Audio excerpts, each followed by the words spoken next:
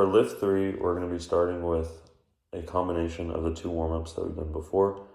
After that, we're going to start with plyometrics. The first plyometric we're going to be doing is approach jumps. We're going to be doing these in left, right, as well as right, left, right, which you can see in the video. I want to make sure that we're not just skipping steps and doing a 4-step of the same type of approach that we're comfortable with, and actually doing properly both approaches. The next one is going to be a triple jump. We're going to jump off 2 feet, land on 1 foot, land on the next foot, and land on 2 feet again. What it's going to look like when we're fast is almost like you're running in a jump, but it's very important that you don't start in a run, and that we start properly in the broad jump position and just jump to 1 foot and land on it. When we're doing this faster, we're going for distance. So we're going to be, instead of pausing and planting, we're going to be speeding it up and looking to jump as far as we can. So we're going to do a big broad jump and push with each leg. The last measure we're going to do is single leg bounds. So we're going to start with 1 leg, you do it 4 times. You want to drive your arms with your legs and your knee. And then when we flip the sides, we're going to do the same thing, just on the opposite side. For this one, it's going to be very similar to when we're doing the depth jumps, where you're not trying to stay on the ground for very long. We're trying to focus on just speed on the ground and reducing our ground contact time. Our next lift is going to be very similar to what we did in lift 1. We're going to be holding this front rack position here for a little bit longer at the very end. The focus on power cleans and hang cleans for this lift is going to be more about form. I'd recommend using about half the weight would use on lift 1 for your power cleans or your hang cleans. Our next thing is going to be unbroken. So it's unbroken heel elevated deep back squat using a 0-3-3-3 tempo. What that means, unbroken means 0 tempo at the top, which means we're at the top for 0 seconds. We're going to be skipping right past the top. The moment we touch it, we're not going to sit at the top.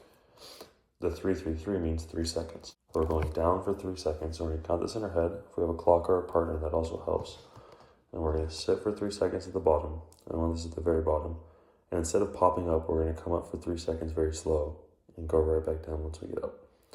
So you can see it's 3 seconds, 3 seconds, 3 seconds, so it's 0 seconds at the top. We go right back down. Next is going to be single leg dumbbell calf raise, as well as you can see this is a 3-3-3 tempo, 3-3-3 tempo.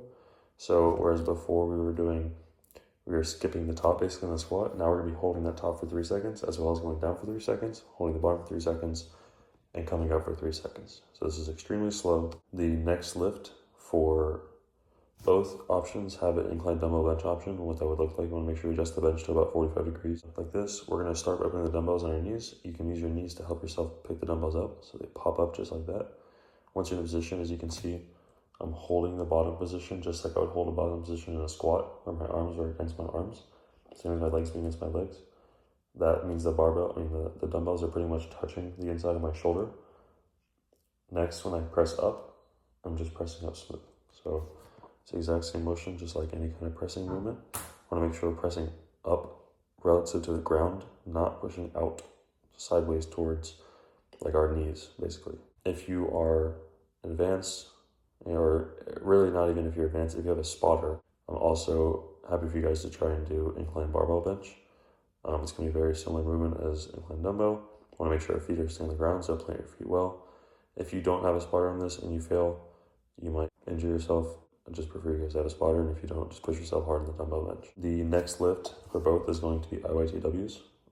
Think of this like the YMCA, where you're making like a Y, an M, a C, an A with your arms and your body. We're going to be making an I, a T, a Y, an I, a Y, a T, and a W with our body. So what it's going to look like, we're going to use a bench. We can incline it the same as we would for incline bench. So as you can see it coming up like this, I'm making an I with my body. I'm trying to keep my arms